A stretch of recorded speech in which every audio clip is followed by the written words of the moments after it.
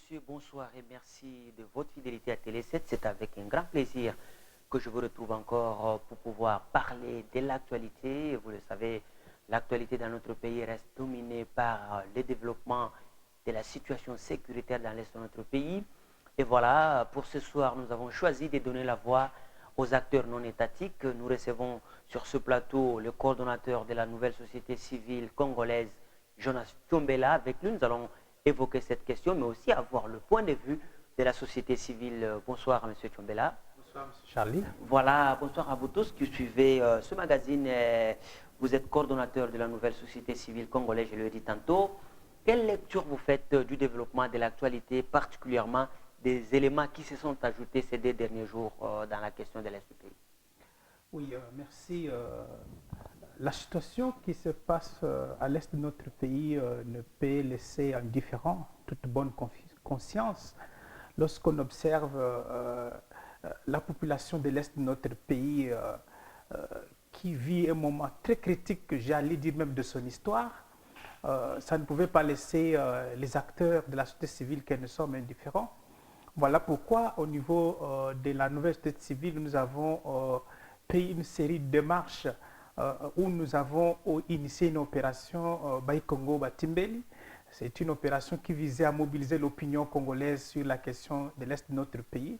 Tout le monde le sait très bien que notre pays est agressé par un pays voisin qui a décidé de déstabiliser notre pays en donnant des armes, munitions, en enrôlant même dans le rang des forces armées les gens qui n'ont que l'agenda de donner la misère, de perpétuer la misère sur notre territoire, mais aussi qui n'ont que comme visée l'exploitation de nos richesses. Donc, tout cela a des conséquences sur des vies humaines. Nous savons qu'il y a des acteurs dedans, peut-être qu'on va approfondir la question.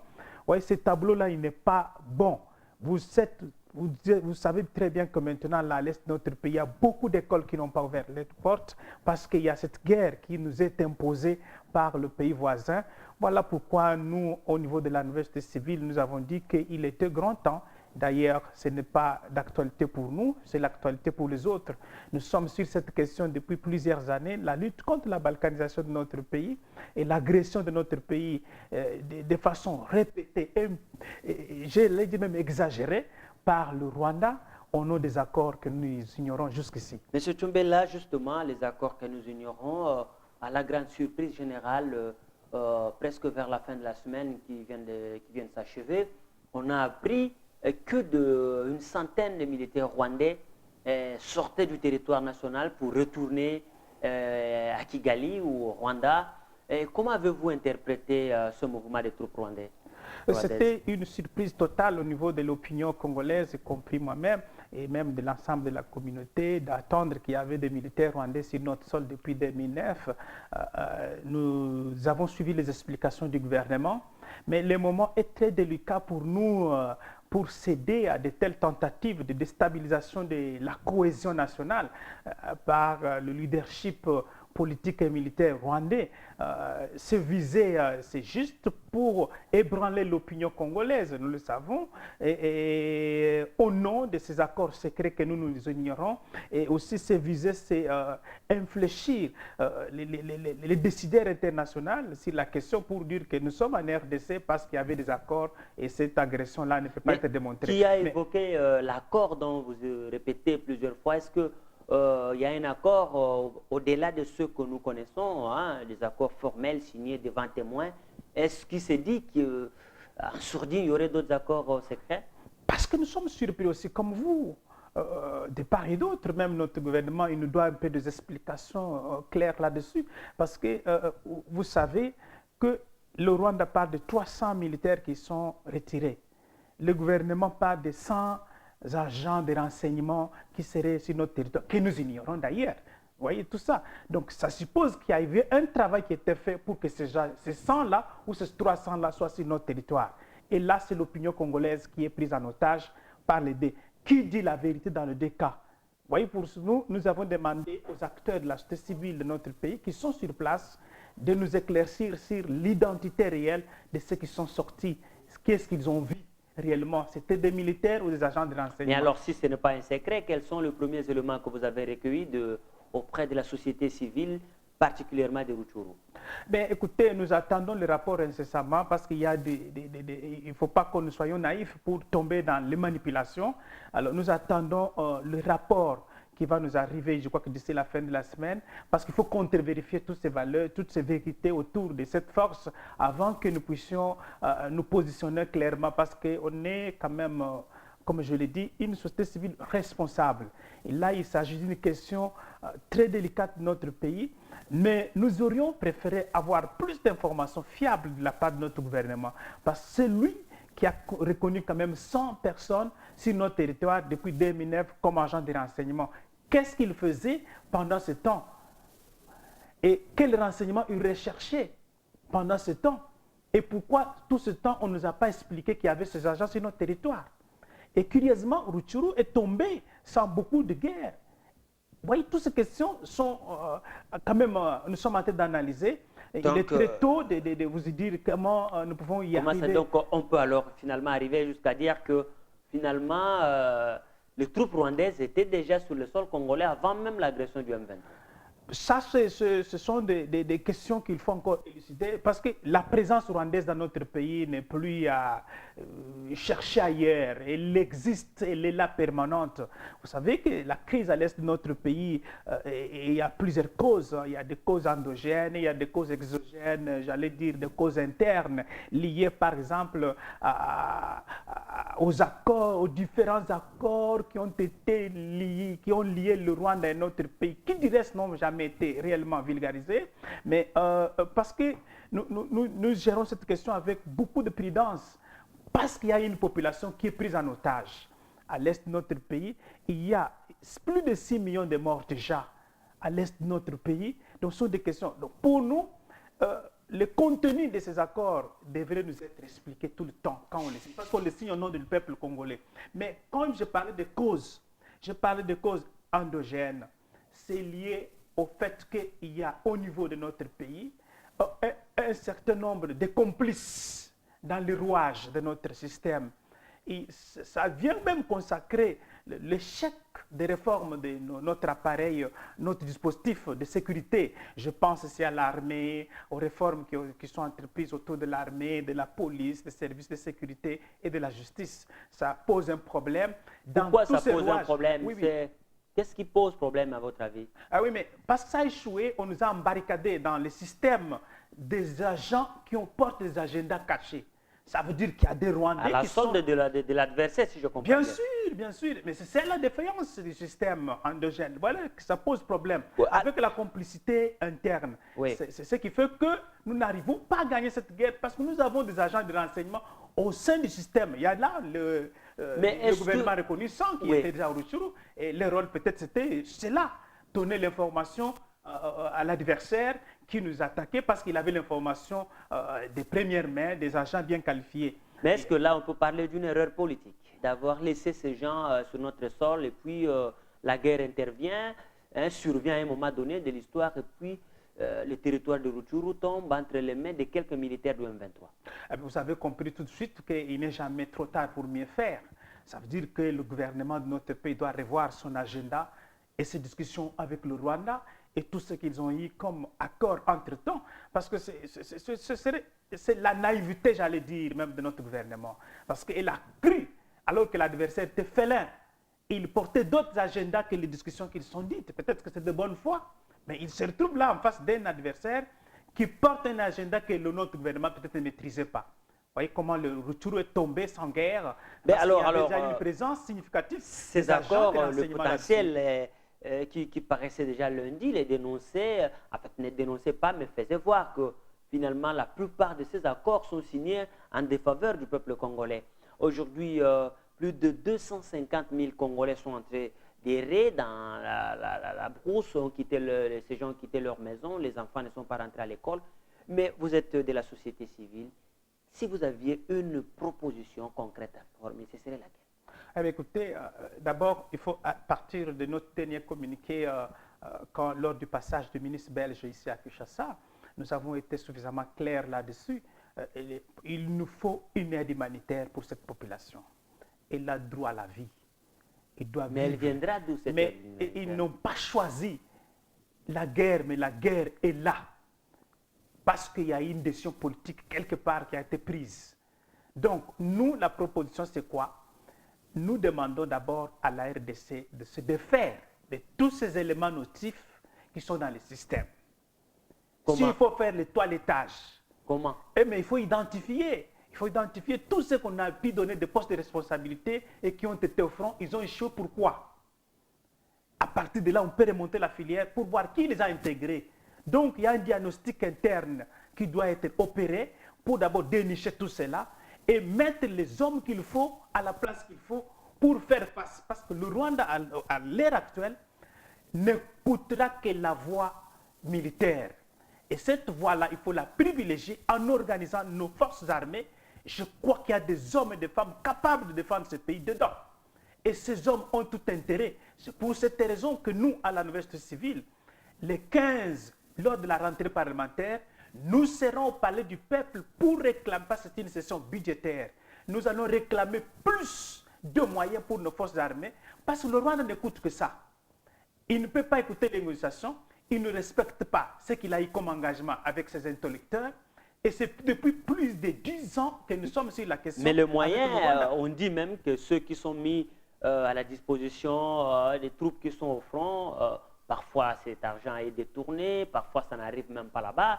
Alors, même si on arrivait à donner beaucoup de moyens dans un système tel que celui que vous venez de décrire, là, vous pensez que ça peut être la solution? J'ai posé le problème de diagnostic.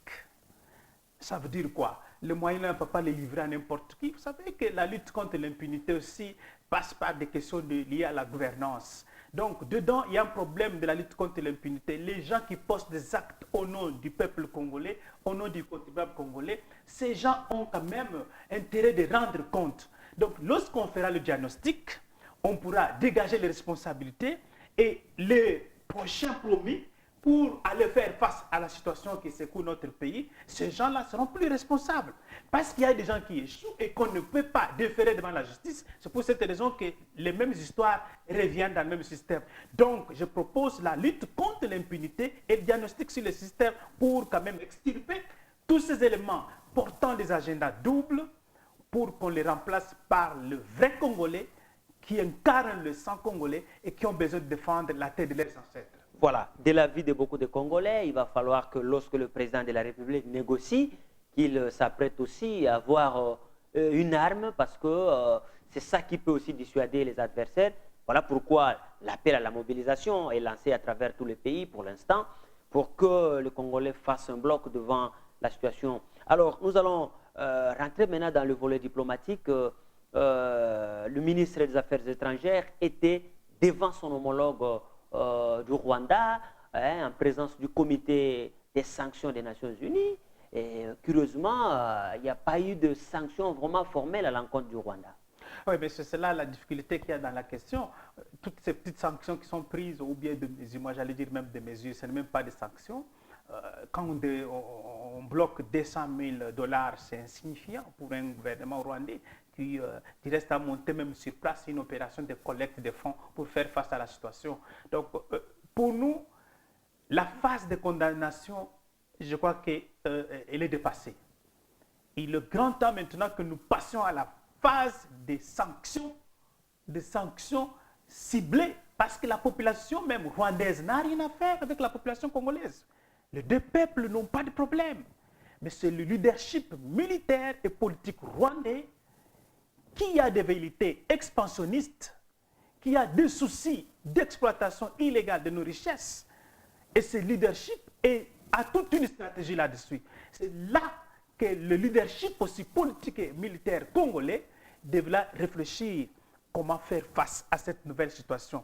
Mais est-ce que ce que vous êtes en train de parler là, avant même de revenir, est-ce qu'au niveau de la société civile, vous sensibilisez comme il faut la population sur ces enjeux? Voilà pourquoi c'est ici même l'occasion de jeter des fleurs à Télé7, qui est une chaîne que nous devons soutenir parce qu'elle est au front. Voilà le front républicain. Voilà la participation citoyenne. Voilà la démocratie participative. participative, une chaîne. Et si toutes les chaînes pouvaient s'occuper de cette question, je crois que la mobilisation sera totale. Donc pour nous, au niveau de la société civile, du moins la frange que je suis, où je suis membre, nous sommes déterminés et décidés même d'aller. Parce que nous avons dit que nous avons lancé l'opération Baï Congo Batimbeli. C'est une opération qui continue. Parce que nous serons pendant tout le sommet de la francophonie, nous allons vibrer au rythme de réclamer la paix à l'est de notre pays. Parce qu'il y a des implications internationales. La communauté internationale sera dans notre pays, donc nous viserons la sensibilisation. Si je profite de votre micro pour lancer appel à tous les patriotes, ceux qui se sentent vraiment vrais Congolais. Ici, il ne s'agit pas d'un problème... Congolais seulement, pas vrai Congolais, il y a des vrais et de faux. Oui, il y a de faux. Ceux qui portent des agendas cachés, c'est des faux. Parce que ceux-là, ils ne défendent pas les intérêts de leur pays. Ils ont des agendas cachés que nous, on ne maîtrise pas. Le vrai patriote congolais, il doit venir se joindre à nous le samedi 15, déjà devant le palais du peuple. Nous voulons manifester devant les élus du peuple pour leur dire, vous avez une part de responsabilité parce que nous commençons chez nous. Est-ce que vous avez déjà sollicité l'autorisation? On risque de vous interdire. Non, il n'y a pas l'autorisation, l'autorité sera informée parce qu'ici, il ne s'agit pas d'une question politique, de l'opposition politique. Moi, je ne suis pas politique. Oui. Je me dis que c'est notre manière de contribuer à la mobilisation de l'opinion. Donc, nous serons devant le Parlement pour dire aux parlementaires qu'ils ont une part de responsabilité très importante. Nous allons revenir aux parlementaires, mais rentrons un peu dans la diplomatie. Les chefs d'État membres de la conférence internationale sur la région des Grands Lacs vont se réunir encore pour une fois à Kampala autour de la question congolaise, notamment la mise en place de la force internationale neutre. Est-ce qu'on peut encore croire, d'ailleurs, James Kabarebe, le ministre rwandais des Affaires, plutôt de la Défense, je rappelle, a dit dans une interview au journal belge Le Soir que cette histoire-là ne marchera pas pour lui. Oui, mais vous savez, notre position au niveau de la nouvelle société civile était toujours claire. Nous avons toujours été contre cette force neutre. Pourquoi? Pour plusieurs raisons d'ailleurs. D'abord, où viendra le moyen? Et les contingents en question, c'est quel pays qui va le donner et qui ont la neutralité qu'il faut. Si le gouvernement demande le renforcement du mandat de la MONUSCO. Voilà, c'est ça l'option même de la nouvelle société civile. Nous avons dit qu'il y a déjà une force. Il ne faut pas trop multiplier de forces chez nous inutilement. Il y a une force qui existe. Il faut solliciter au niveau du Conseil de sécurité le renforcement de ce mandat pour l'adapter à la nouvelle donne. Donc, ça peut aller dans ce sens-là pour sécuriser les frontières. Mais n'oubliez pas, ce n'est pas ni la force neutre, ni la MONUSCO qui pourra défendre les Congolais et les frontières de notre pays, c'est les forces armées congolaises qui ont cette mission. Oui. Et c'est là qu'il faut poser le problème et le diagnostic doit être posé à ce niveau-là. Parce qu'au-delà de tout cela, tous ces gens viendront seulement en appui. Alors, si nous voulons être francs avec nous-mêmes, commençons par chercher d'abord à organiser nos forces armées pour faire face à cette situation avant de penser aux autres. Moi, je ne crois même pas à la force africaine. Vous savez, le cas de la Somalie, il est clair. Elle est là. Vous voyez le Mali, il sombre. Les Africains sont là. Et vous pensez qu'ils vont trouver la solution à notre pays? Quand un autre pays africain, est-ce qu'ils ont déjà commencé à condamner le Rwanda, l'OIA? Commençons par condamner seulement, ne fût-ce que condamner, parce qu'ils sont incapables de prendre des sanctions. Mais attendez, pourquoi on n'arrive pas vraiment à montrer finalement au Rwanda, au-delà de ces appels à peine cachés, ces condamnations à peine... bon, alors, pourquoi? Est-ce que c'est parce que les gens qui soutiennent le Rwanda, nous le savons, le Rwanda c'est un petit pays qui n'a pas assez de moyens pour faire une guerre aussi longue que celle qui dure depuis des années maintenant, en République démocratique du Congo. Est-ce que ce grand pays-là, où sont issus justement les multinationales qui soutiennent parfois certaines rébellions en Afrique, sont en difficulté devant la question congolaise? Vous savez, c'est un problème. La guerre de l'Est de notre pays reste une guerre de business. Vous voyez, les multinationales qui soutiennent le Rwanda, vous savez, le Rwanda n'a aucune usine d'armes, ni de munitions. Il faut vous demander où est-ce qu'ils se procurent tous ces engins de mort. Donc, il y a des usines qui fournissent, toujours ces usines des Occidentaux. C'est là qu'il faut poser le problème, sur le business. C'est une guerre de business. Donc, ils le soutiennent parce qu'ils tirent profit. Ils tirent profit, ils ont la même mise sur nos richesses. Donc, il est difficile. Alors, pour poser cette question, nous disons à ces multinationales qu'il y a moyen de jouir de ce qu'ils veulent tirer à partir du Rwanda, à partir du Congo. Oui. Ils peuvent négocier.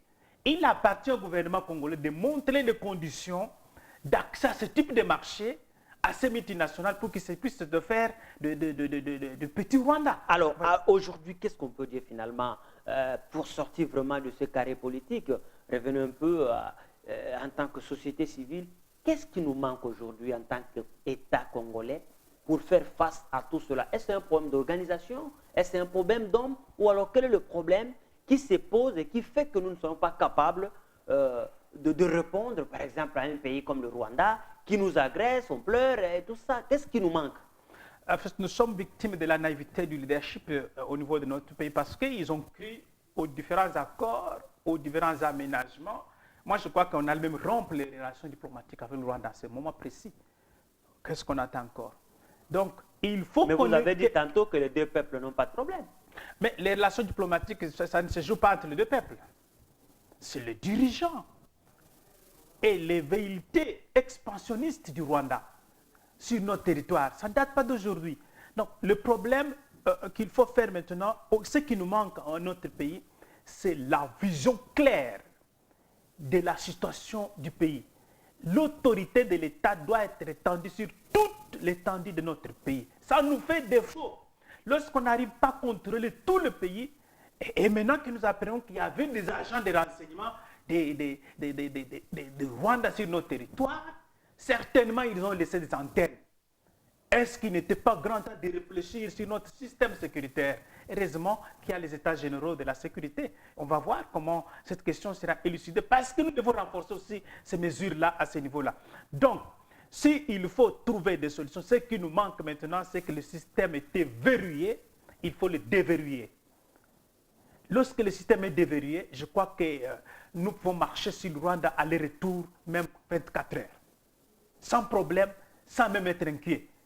Je crois à des vaillants militaires de ce pays qui ont été formés dans des meilleures académies militaires du monde, qui existent, qu'il faut mettre à profit. C'est le grand temps aussi que la population congolaise... Mais c'est les mêmes qui se battent à l'Est, hein, attention. Ma foi, à l'Est, mais vous avez vu qu'il y a des gens qui font défection. Est-ce que ces gens-là, vraiment, ils portaient notre agenda?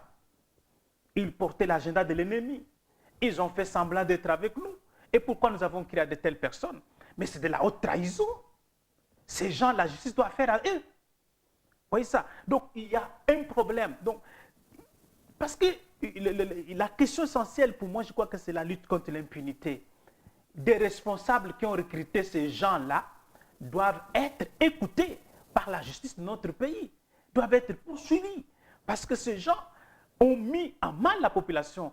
Ils ont semé la désolation, des violations, des enfants enrôlés dans les forces armées, des enfants qui ne peuvent pas étudier parce qu'il y a la guerre, des gens qui sont dans la forêt, des villages brûlés.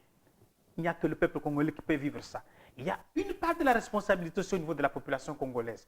Qui du reste doit apprendre. Il y a un des leaders personnels qui est mort, Laurent Désiré Kabila, qui a dit « Le peuple doit apprendre à se prendre en charge ». C'est dans des moments très critiques comme ça. Vous voyez comment nous sommes en train de voir. En ce moment précis, nous n'avons plus à regarder nos problèmes internes. Nous devons d'abord regarder l'unité du pays. Vous voyez ça? C'est ça qui nous préoccupe maintenant. Nous savons qu'à l'intérieur, il y a des problèmes que nous devons nous dire. Mais pour le moment, c'est l'unité du pays qui nous préoccupe et la population qui est menacée de disparition qui nous préoccupe. Voilà pourquoi nous, à l'Université, nous avons pris l'option d'oublier ce qui nous divise, de regarder d'abord ce qui doit unir le pays avant qu'on revienne sur ce qui nous divise. Mais est-ce que c'est possible en ce moment de ramener tout le monde autour d'une même vision pour défendre la nation? Mais il n'y a que les Congolais qui peuvent se mettre ensemble pour parler de leur nation, il n'y a pas d'autres nations. C'est possible. C'est pour cette raison et ça peut se faire dans quel cadre, par exemple? Écoutez, il s'agit ici de la mobilisation. Ou une négociation entre acteurs politiques, société civile, c'est ça? Écoutez, si la question de l'unité du pays, si la question d'une population menacée, ça ne met même pas un cadre. C'est un problème d'une nation et d'un peuple menacé de disparition. Plus de 6 millions de morts. Jusqu'ici, la justice n'est pas encore intervenue. Que ce soit la justice internationale ou la justice locale. Donc pour nous, nous croyons que le cadre, pour le moment, nous demandons à ce que l'opposition, la majorité, la société civile fasse d'abord ceci, qu'ils taisent leurs différends, qu'ils gardent l'unité du pays. Et que la majorité, c'est elle qui a l'effectivité du pouvoir, prenne le sens des responsabilités, d'aller même vers l'opposition, d'aller même vers la société civile pour leur dire le moment est grave. Il ne faut pas qu'on dise que non, parce que c'est eux qui gèrent, c'est leur affaire seule. Non, ce n'est plus l'affaire d'une personne maintenant, c'est l'affaire de nous tous et des responsabilités de chacun de nous. Donc nous devons nous engager. Bien sûr, ceux qui ont l'effectivité du pouvoir, ils ont un peu plus à faire. Et ça, on attendait un signal fort. Voilà, nous avons fini. Un mot de la fin? Ben, le mot de la fin, c'est que nous demandons à la communauté congolaise de l'extérieur comme de l'intérieur qui nous suit en ce moment que l'heure est grave.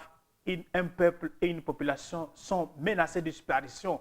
La balkanisation de notre pays est en train d'échouer.